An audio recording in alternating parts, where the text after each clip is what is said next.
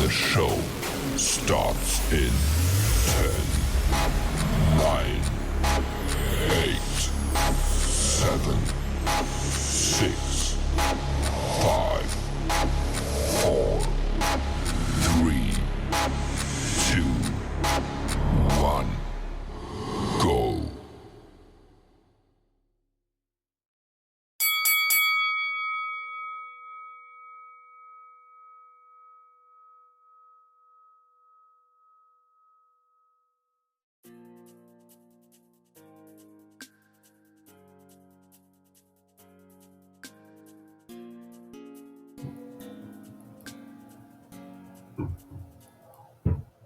Hey everybody, this is Black Diamond, and you're tuned in to Basic Black After Dark.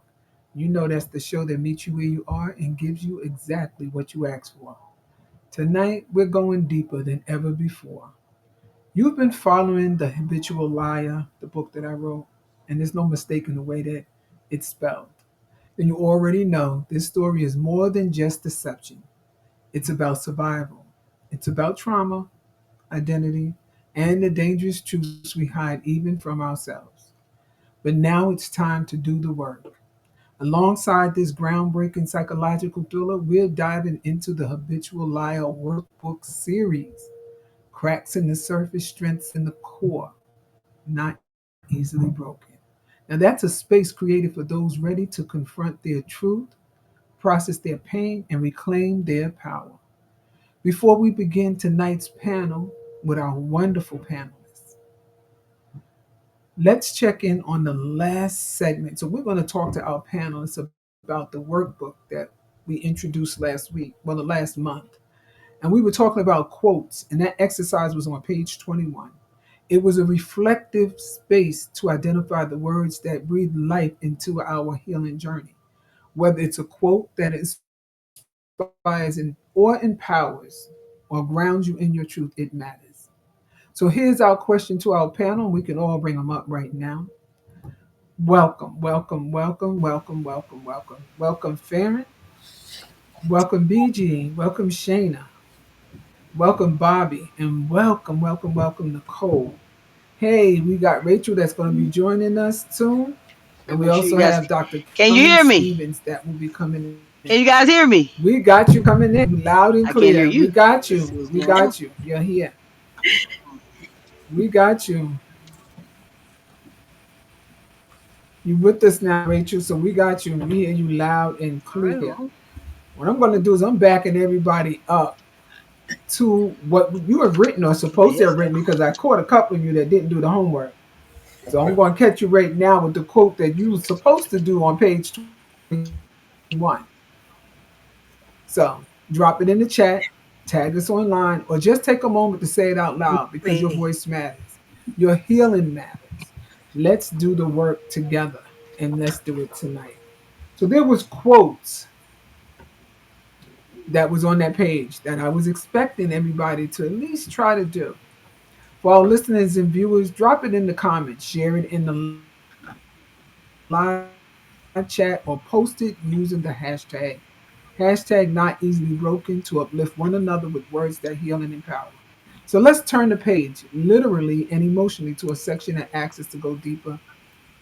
Let's talk about that. What resonated with you the most of those two quotes? And any one of my panelists can answer that. So, someone's telling me that somebody didn't do their homework again. Actually, Uh oh. which quote, which there were On one, page 20, we're on page 21, and there's right? two quotes on those pages. Which one Okay, either resonated one, with you the either, most? either one of them.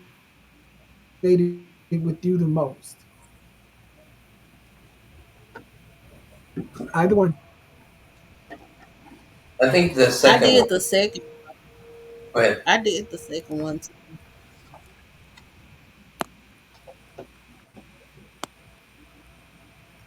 Most people did the second one. Tell me about that second one. What about that second one? Well, from my perspective, Nicole, you had mentioned, or BG? from Miss Nicole, you want to go ahead? I put your mental health is just as important as your physical health. It's okay not to be it's okay not to be happy. You are not your mental health issue. Your struggles do not define you. Taking care of your mental health is an act of self-care. You are a vessel of happiness and peace of mind. Wow. So that's the one that resonated with you the most. In Yes. what way do you think your healing process? Well, due to me having a strict upbringing and having a lot of things happen to me in my life, I feel like mental health is the key for me to heal. Seeking a counselor, doing self care, taking time out to do things for yourself, and have a balance between work and play.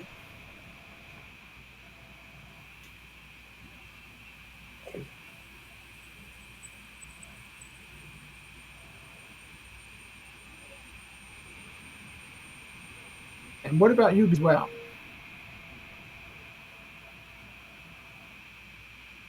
Was that directed to me?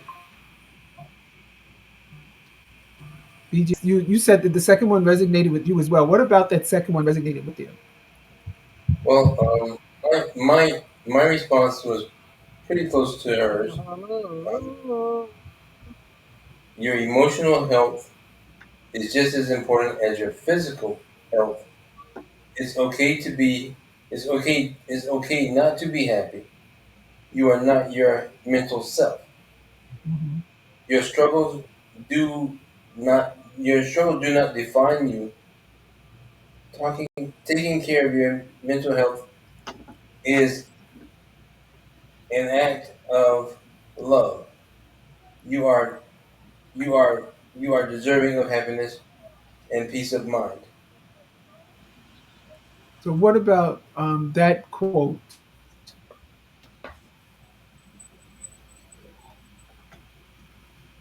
is helpful?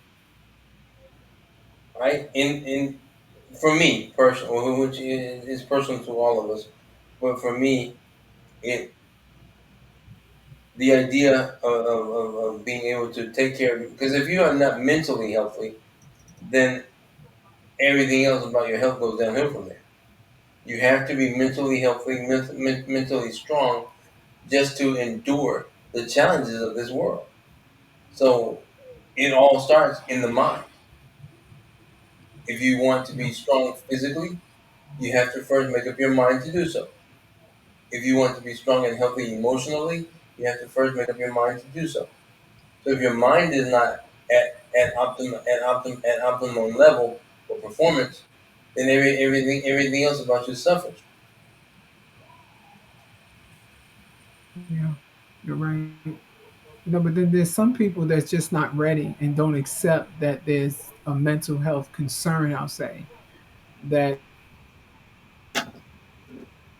Another dealing thing with I or wanted, have been dealing with. They didn't recognize it. And sometimes some people never do. Go ahead, yeah, Nicole. another thing I wanted to say is, being that I came from a big family, I always had looked up to others and always did for others and expected over and beyond for others. And then when it was time for me to get what I needed, from others, I was always not, getting what I put out.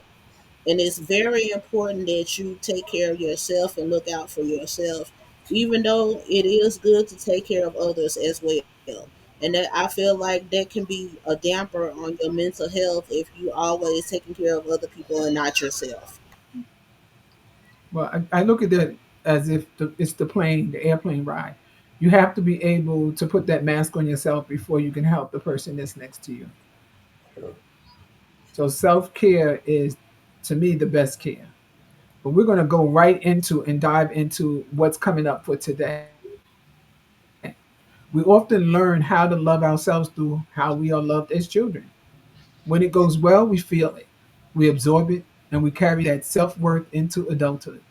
But for many of us, that love was conditional, confusing, or even absent, and the effects of that still lingers on. The question we're exploring tonight is what didn't you receive in childhood that you now know would help you heal today? Can anyone identify something that you needed in childhood emotionally or physically that you never received? And it's not to say whether you have a good parent or a bad parent. We're not bashing our parents. It's just that as kids, we want certain things. I was just going over with my son. You know, he was reminiscing about his high school, and I had to remind him that it was very difficult for me with high school, and he got very upset with me because I didn't get it for him. But now he's looking back at it and he said, "Ma, now I know why I didn't get it. We were in a different place than we are now." And I said, "Yeah, I was in survival mode, and you were a child, so there wasn't something I was willing to share with you. But I was looked at, I'm quite sure, by you as the mean mommy. I wasn't getting you the things that your friends had." But he sees differently now. I said, "Now you're a dad, so now you have to go through that same journey, maybe, that I did. But hopefully that you'll be able to explain it to them." And Nicole, you had your hand up for that one? Yeah, I did. I didn't get a lot of material things, and I felt like I should have because I was an honor student, and there was a lot of other kids that wasn't honor students that was getting a lot of material things such as cars and up to date hairdos and all of that. And also, my dad was really strict, so it was only certain people that I was allowed to go out with because if he didn't talk to their parents about their parental style, I wasn't going. And he made that very clear.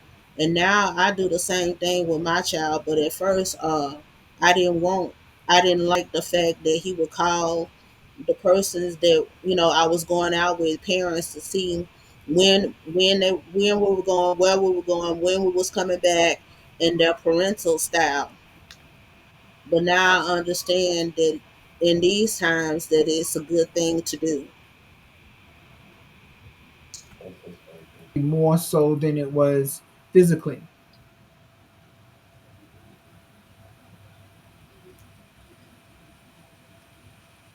Nicole, was it more emotional or was it physical? It was more emotional because I feel like I do well. I don't cause any problems at school, and it was a damper because I really wanted to be able to socialize more. I didn't feel like my parent trusted me enough to do the right thing, so they held these parameters on when I could go in, when I could come out, and I feel like there was no trust between me and my parents. Well, I'm so glad that you was able to build that trust between you and your children now. If anyone can go back and speak to their younger self, what would you say or give them? Just think about it. Your younger self. You can pick any age, any era.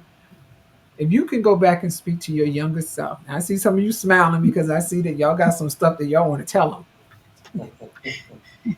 What would you say to them, or what would you give them?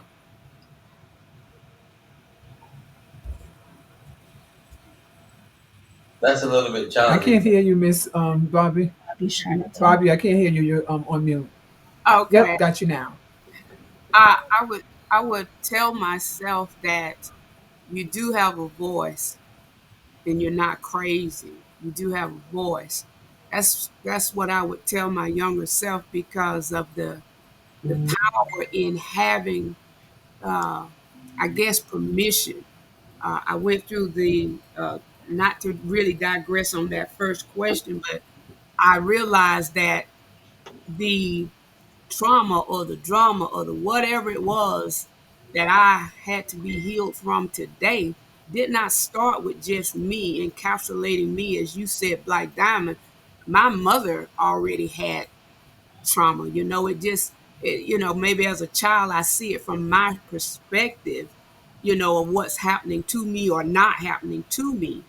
But I would tell my younger self, you have a voice. You still can say something. And as you were talking about with your son, and after he got older, then he could see, oh, okay, so I knew what was going on in my perspective, but I didn't know that this was a generation ahead of me. So the healing that I got today came about by finding out this secret that I have a voice. Because I always such a, growing up, you had to have, as a child, you didn't speak unless, you just didn't have a voice. But I would tell myself, say something anyway. It would have kept a lot of painful things, I believe, even as a child, from happening. Just say it anyway. Yeah. It's okay. I think it's important for us as parents to give our children permission to be able to use their voice, because so many of the children are hiding behind speak when you're spoken to, Mm-hmm. and it could be in some cases abuse, and because you weren't spoken to about it, you're holding it in, you're not telling anybody, and then you grow up with what some people consider a secret, and then they may say to you, why are you saying something about it now? Because many of us grew up with, you don't speak unless you're spoken to. You understand? And they feel as though they didn't have a voice. And at this point in their life as an adult, many think nobody wants to hear them. Many believe that people don't believe them.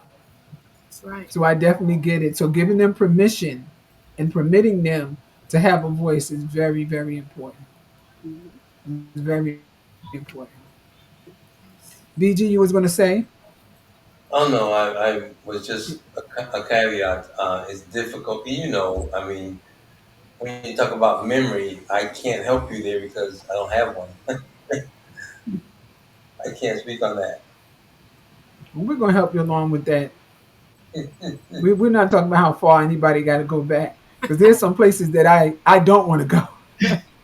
There's some places in decades that I don't even want to think about, You don't want to think that'll probably still shock me. If I had to tell my younger self might say, "Are you kidding me?" like, shut So up. I'm with you on that, BJ. So don't worry about that. We got you on that, because I'm telling you, I have a huge picture of myself in my front room, and my kids thought that I didn't hang it on the wall because I didn't have anybody to put it up there for me. But that's not the reason why it's on the floor. The reason why it's on the floor, and it's about the size of one of my grandchildren, is because I look at that picture every day and I see in the eyes of that little girl the things that she went through. And every day I go past her, I apologize to her for the life that she had. And some may think that I'm crazy for thinking it, but for some reason, I see, as life is going on for me, and I apologize, and I'm trying to make things different and live a better life. I see a different light in the eyes of that child. And I'm just so proud that I'm able to do that. And that gets me through, because I said, someday you won't be that child anymore. So that's the child that's still inside of me, that I'm still nurturing, that I'm still parenting. So that's going to stay there. So I'm hoping I don't come home one day and my son say, "Oh, ma, I wanted to hang the picture up." Leave it right where it's at, because I'm meeting her where she's at. If you're hanging it up, she's above me. I don't want her there. She needs to be right there, because she's still that child right now. So when she comes up, she'll come up at the level where I need for her to be. So that's just me talking and ranting and whatnot. Dr. C, Dr. Carolyn Stephens just joined us, and we were talking to our panel about healing the real you. And we had some that answered the question that if they can go back and speak to their younger self, what would they say or give to themselves? And then we also asked them that, can they identify something that they needed in childhood, emotionally or physically, that they never received? So, Dr. Stevens, I would like to ask you, I would love for you to join in here. As a clinical therapist, how do you see these unmet childhood needs showing up in the adult clients that you work with? Okay, now I want to make sure you all can hear me. I had a little bit of tech Yes, we can. issues. Can you guys hear me? Yes. Yes, ma'am. Okay, Yes, we because can. I think I'm going to try to join in on another way. Okay, and so I did hear the question, but would you repeat your? I mean, I heard the part of the conversation. So could you repeat the question for me, Diamond? Yes, yes. What I'm saying is, as a clinical therapist, how do you see these unmet childhood needs showing up in the adult clients that we work with?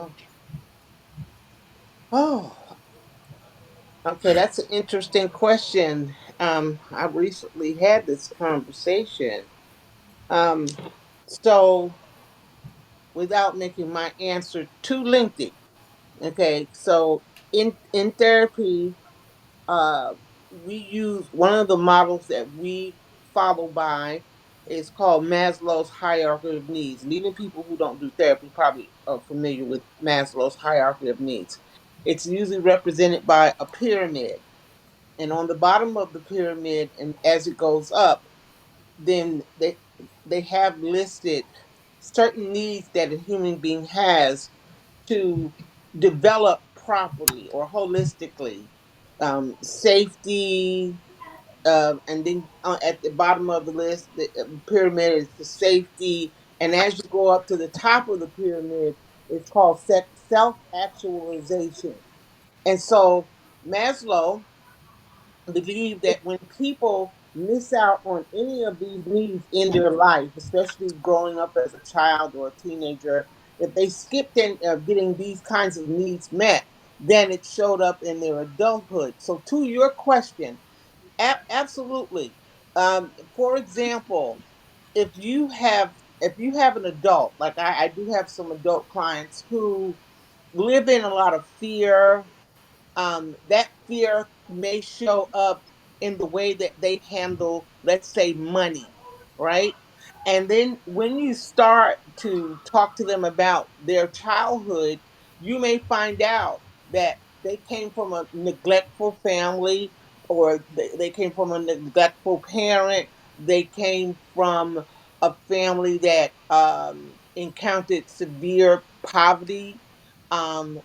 They grew up not getting their needs met. And so then what happens is that because in that area they were never properly developed, when they become an adult, then those unmet needs show up in them as an adult. It may come out in fear, it may come out in them resembling the same kind of unmet need that they experienced in their life. Like they grew up not being a nurtured person.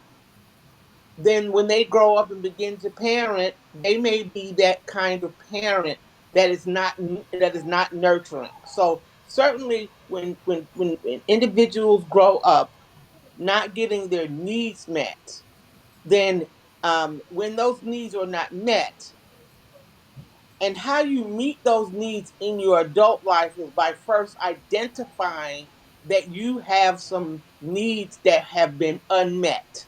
That's the first thing. And but if you don't recognize that, get help for it, then they can show up in your adulthood. Yes. Wow, thank you. Thank you so much for that. And for those tuning in, this might be the first time that you thought about your childhood this way. Take a moment and ask yourself, what didn't I get as a child that I still need now? And how can I begin to give that to myself today? Old wounds have a way of showing up uninvited through a memory, a relationship, a trigger, or even in moments of stillness. When those past hurts resurface, what helped you hold space for them? And what truly supports your healing in those moments? Somebody on the panel chime in for that one. When those past hurts resurface, what helped you hold space for them? So I'll share. So just to answer the question, so you know where I'm coming from. So, what did I get in my childhood that would help me heal today? Would be validation. So, from my biological father. So, I struggled with feeling worthy, and my identity at times because of that. I even had an emotional security, and I realized that when I got married, and I realized how much it actually was affecting my relationship. Um, there were times where I felt like I was okay. Um, and like Dr. Stevens said, the first step is just identifying that you have this issue. And I would just cover it up and say, I'm okay. I understand. But I had questions as a little girl, you know, and I would ask my mom, like, why doesn't he want me? Or why doesn't he want to be there? And I don't know that it was anything that, maybe he was struggling with his own things, but um, this little girl, and back to your what you said about that little girl, Black Diamond, is sometimes that little girl in me still wants my dad. I do have my stepfather who has been in my life since I was 3, so he has been my dad. But for me, it was I wanted my dad. So, what I do to help me heal those wounds when they do resurface is just reminding myself of the truth, and that is that I am worthy, and that I am enough, and that my value is not defined by who didn't show up. So the There you challenges go. that I face during that process is just letting go of that expectation because again, my 36 self, I still want my dad sometimes, and we do talk. It's not like I want it to be. I do still have that desire.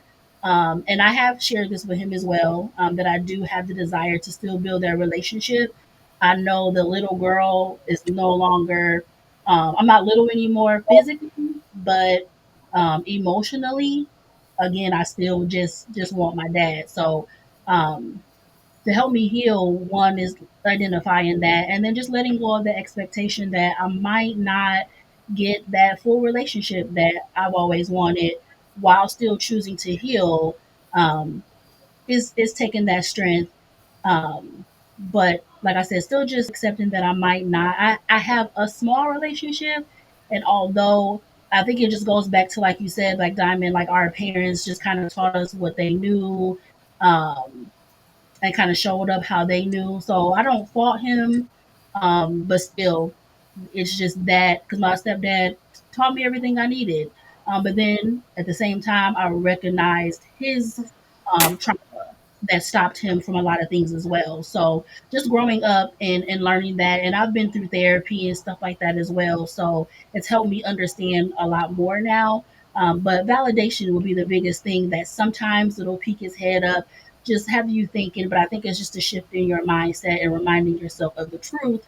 And then it's important for me because, you all know I have my daughter who, was born with a rare condition. So it's important for me to heal so I can, love her and genuinely show her true healing so I can make sure that she walks in her worth and knows that she's enough and knows that she's valued.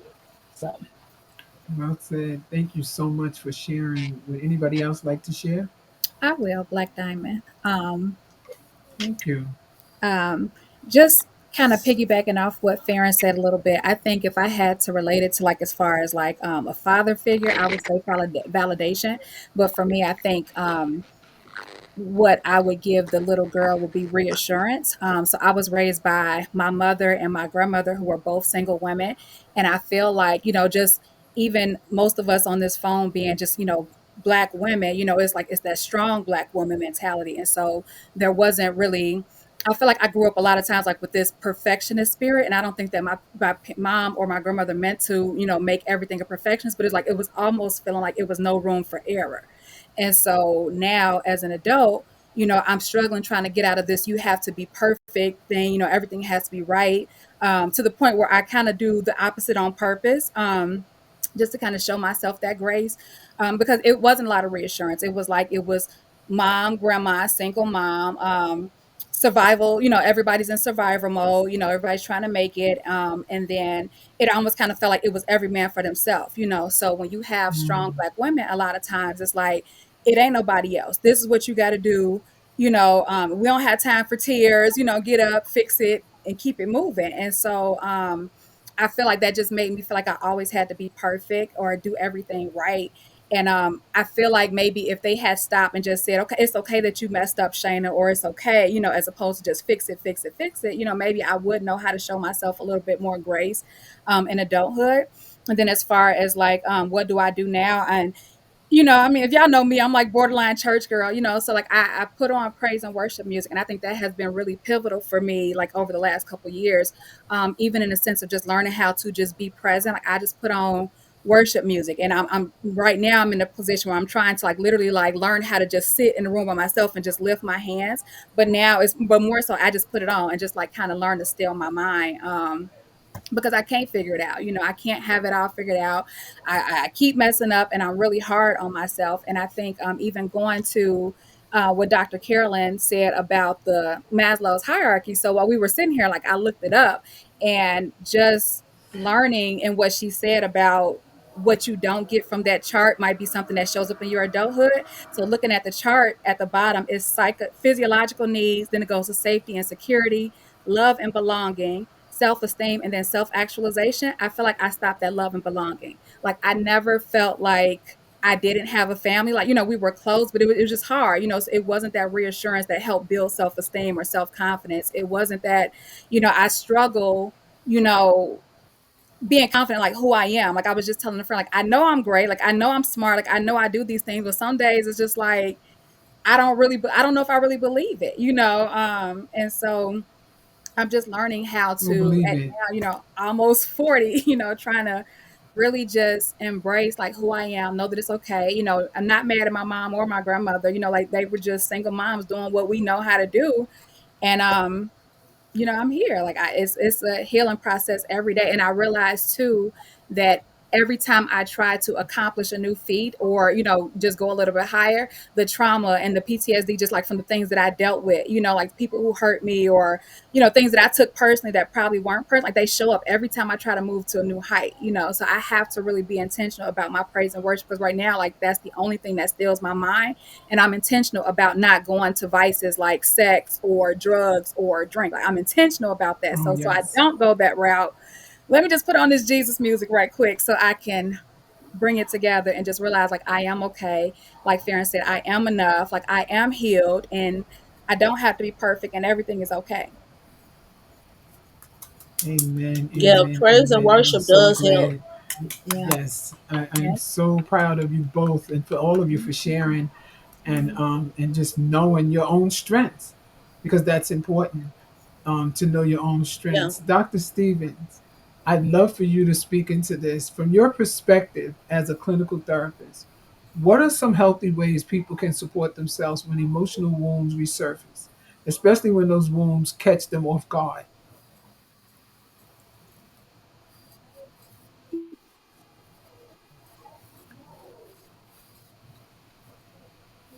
Yes. Yes. Yes.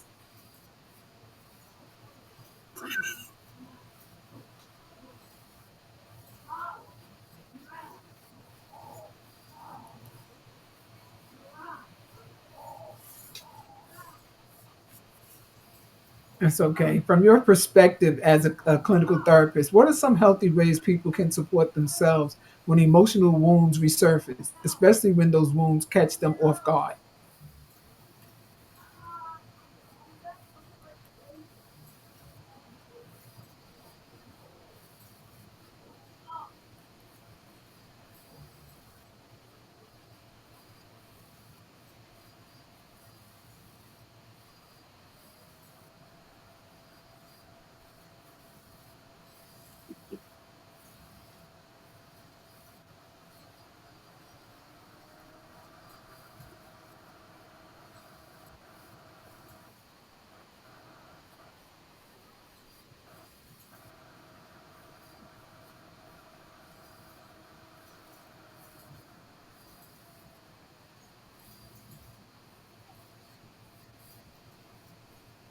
Um, we always felt alone. Maybe we were what they call a latchkey kid.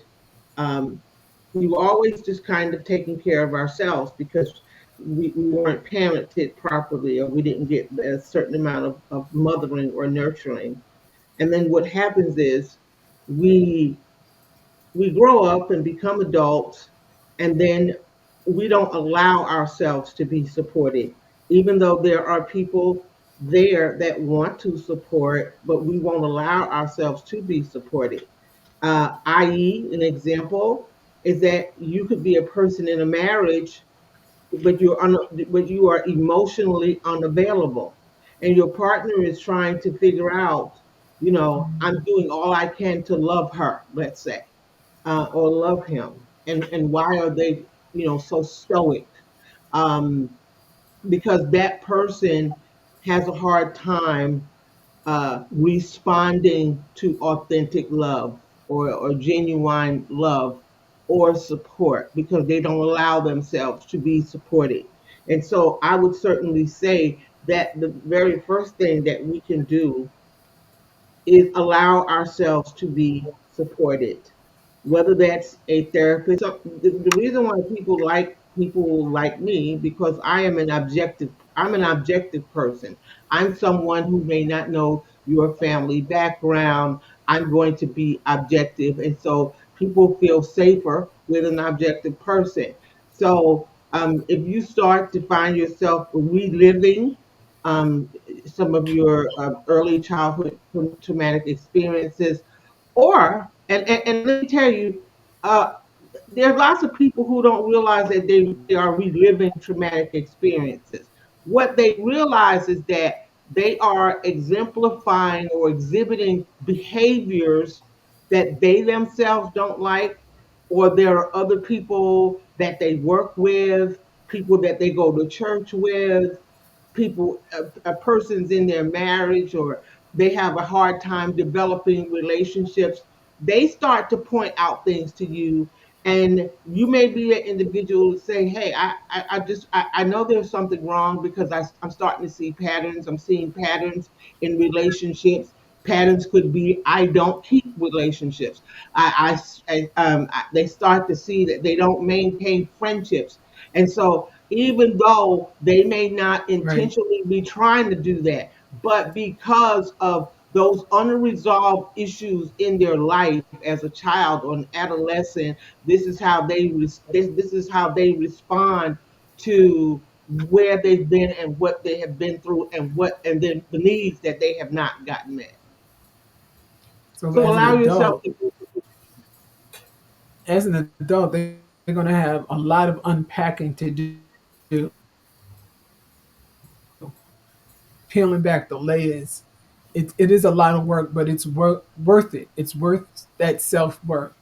To our listeners and viewers, when those old wounds creep back in, what's your go to healing tool?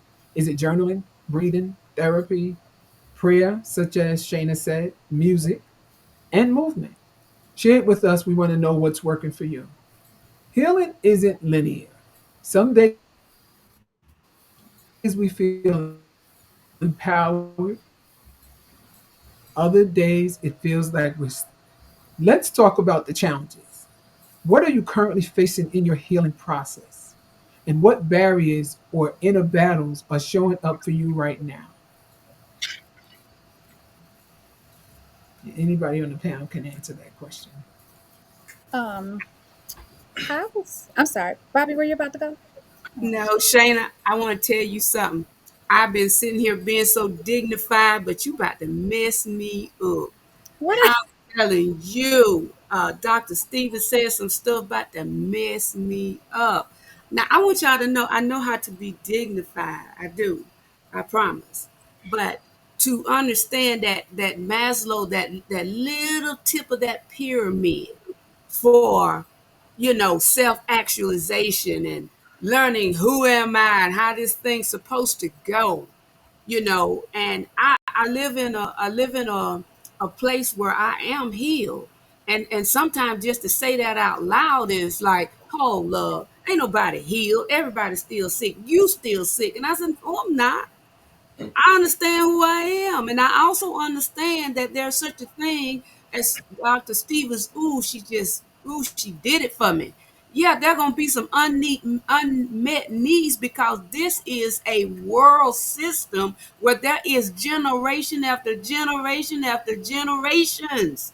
of this type of thing. It doesn't start with grandma. If you go on back, great, great, whosoever, all of that trauma is no way to break the cycle with self. Once that identity comes, oh yeah, then the cycle's broken. And Black Diamond, girl, you is just all of that. You hear me? Cracks in the surface, but there's some strength down there. Yeah, because there's this thin line between us having the self-care and being able, as Dr. Carolyn say, to be supported. Yes, there got to be a time when we got to realize if I made myself, then I can fix myself. But if I didn't make myself, Hmm. how in the monkey, I'm from down south, how in the monkey am I going to fix me? I can't go back with none of that stuff that I was born into. But at that little top of that pyramid with self actualization, it's not like starting from the bottom going up, but rather from the top going down. Because once that self actualization takes place with understanding, let me get to who made me. Now, that's a tough one because to go and actually have faith that there is somebody that made me and it isn't just mama or daddy, that somebody made them. I'm gonna bring this down because I'm gonna tell y'all something. This is Shayna's fault. When I realized that, when I realized that my mother became an overcomer, she used to tell me, "You see what I went through?" Because I was a little girl. She said, "Did you see? You saw all what happened to me?" And she said, "But keep looking at me because I've overcome that. So you're not gonna forever be seeking to be healed. At some point, you are healed, and it comes from the top of that little pyramid." That I'm not reasoning with anybody else except I understand that there's stuff that happened to me ain't nobody gonna fix except the person that made me. Cause I can't fix me. And listen, y'all, I love y'all so much. I'm so honored to be with y'all, but I am healed. I got cracks. I gotta keep the cracks. If I don't keep the cracks, then I can't reach the people that are still in them because when they see me, they'll be like, "You don't know." But I know. I know what it's like to be with a person who's hours from committing suicide and they needed to say something, not for me to rescue them, but they needed to just say, "This is what happened to me. This is what went on." Dr. Carolyn, they just needed somebody to just don't say nothing. Listen to me. Mm. That's all they want. They don't need nothing else. Can I say it to you without any of your judgment, without any of your help? Let me say it. And I'm saying that tonight too, that Black Diamond, this platform, opens up space for people to say what you got to say. It ain't got to come out right. If you'll say it, you're actually praying. When you go see your therapist, you're actually entering into an anointed space where your voice is now able to push out all that toxin, all that poison, all of that whatever. And when you're done, they sit right there and they go, "Okay, you didn't do nothing wrong Wow. by saying what you had to say. It did happen to you. No, it was not your fault. We ain't gonna talk about it was your mama's fault. We just want you to know, I hear you. It happened to you." And sometimes that's just enough space to keep a person from picking up the gun and shooting them. It's enough for them to keep from picking up the gun and shooting the people that they thought let them down. Now that's healing. Listen, cracks in the surface. I don't know if you can see the workbook. Cracks in the surface. Strength is in the core. It's in the letting that help you. And I do recommend, like Shayna said, that girl done messed me up. If it were not for that name, Jesus, I'd have still been waiting on for somebody to come rescue me. But I'm healed. I'm not getting healed. I'm healed. Do I have the issues that I have to address on a day-to-day grind because I'm still living life and life is life and life is Life life. is life. But I'm that same Yes. chick. When life is life and I'm doing my thing too. When I remember that was a rape, I rise up and say, "It sure was." And God done already forgave them. He done forgave me. And I'm not there. I'm not living by the shore of my trauma, trying to hash it out every day. That junk over. Thank God for therapists. I thank God for Yes, therapy Lord. Thank you. because they Thank God are for that person. therapists. If you don't have faith, you can talk to them because it ain't going nowhere. They ain't gonna get through talking to you and get on the phone. Let me call your mama. Let me call whoever you talked about. It stays right there. It stays right there. There's privacy and Me, confidentiality with that, and we know that that's what they practice. They don't just preach it; they practice it. Privacy and confidentiality. And if anybody doesn't know what it is, look it up. There's a difference, but then there's also a combination that psychiatrists and therapists. And I'm not going to sit there and talk about what Dr. Caroline already does, but there is a difference in privacy and confidentiality. And with her, I know that she holds both and she holds them dearly. And this is what we do because we had a conversation prior to us coming on the air, and we were also talking with the producer about many things that were happening in so many different communities. And we're hitting on the surface of many of those things that we're having. So we know healing is layered and deeply personal. From your clinical perspective, what are some of the most common challenges people face on the road to emotional recovery, Dr. Stevens?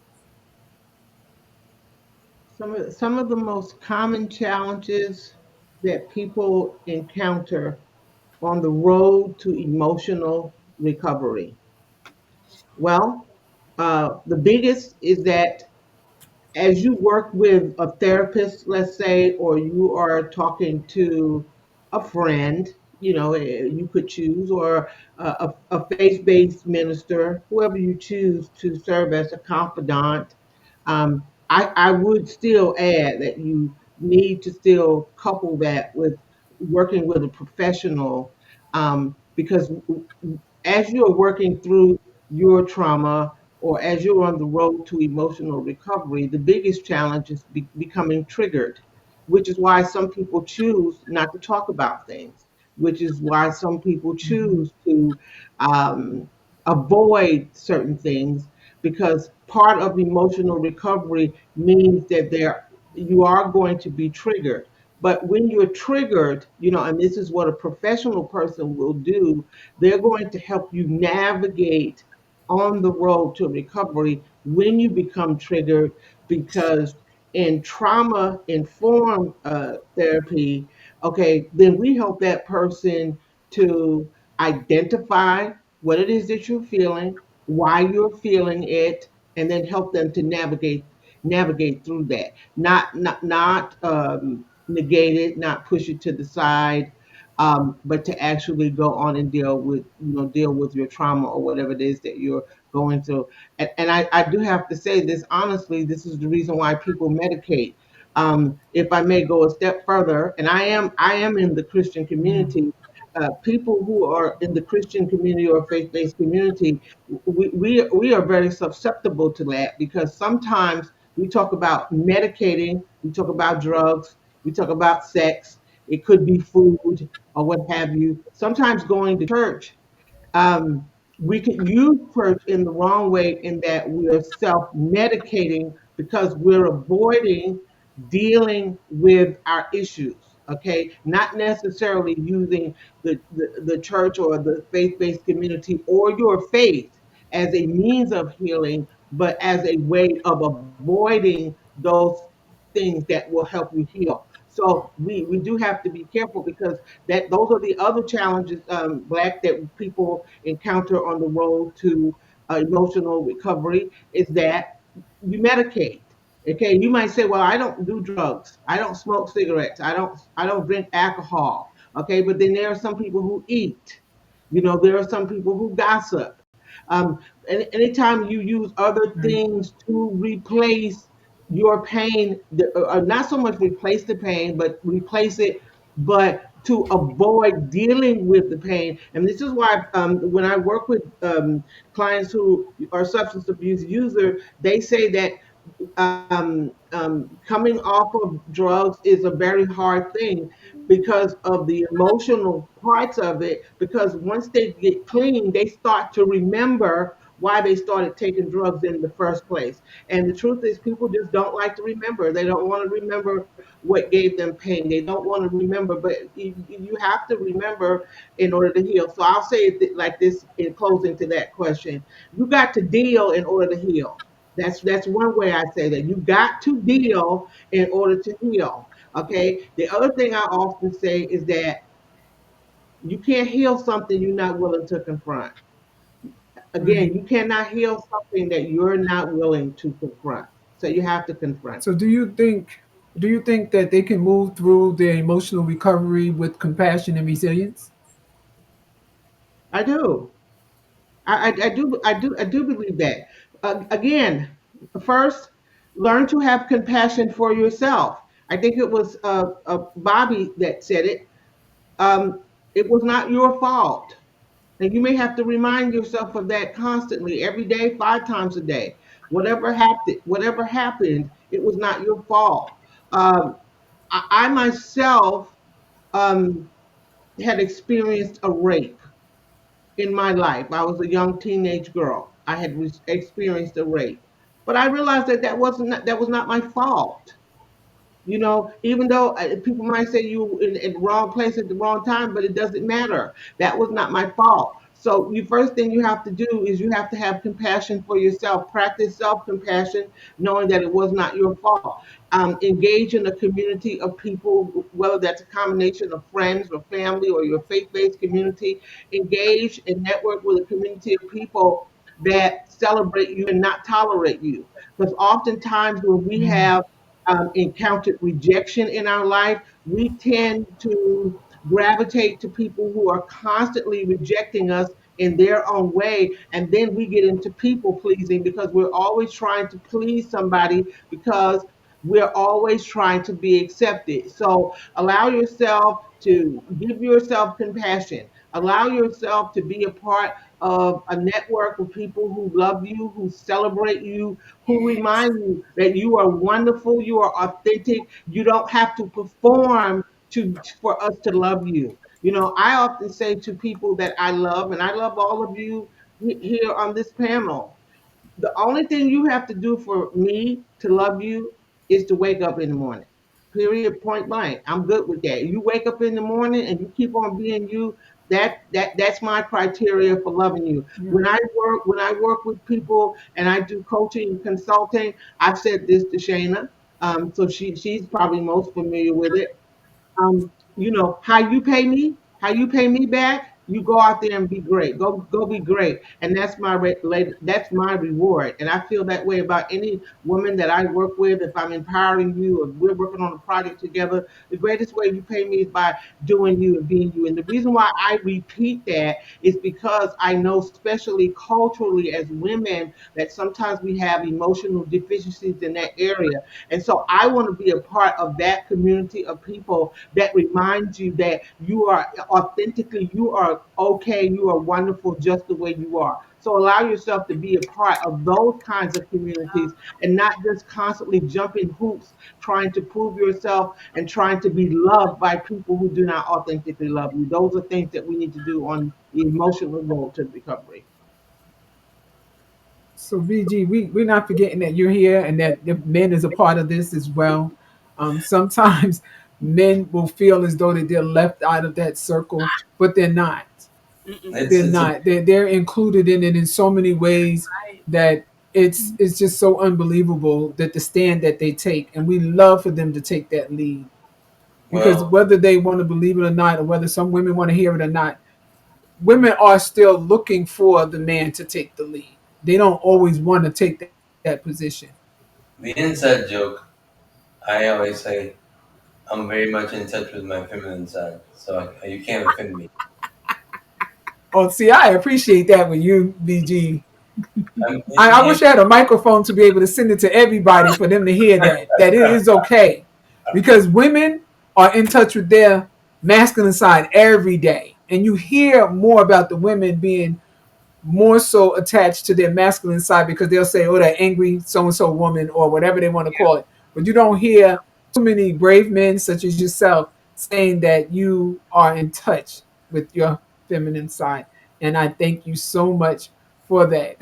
So if you're following along in the workbook or can grab a piece of paper, take a moment to write down one challenge that's come up in your healing. Name it, because naming it is the first step to shifting it. Tonight's discussion was real, raw, and it was necessary. Healing is not easy, by no means, but it is possible when we're willing to sit with our truth, speak it out loud, and do the work together. To everyone listening, remember you are not alone in this journey. Keep turning the pages of your workbook. Keep showing up for yourself. Healing is the real you. It takes time, but you are worth every second of it. Every second of it, you are worth it. So we meet again for the next panel on Friday, July 19th. We'll be diving into walking in your purpose with self-discipline, and that's on page 24 and 25. And we're also going to go to page 26 for emotional challenges.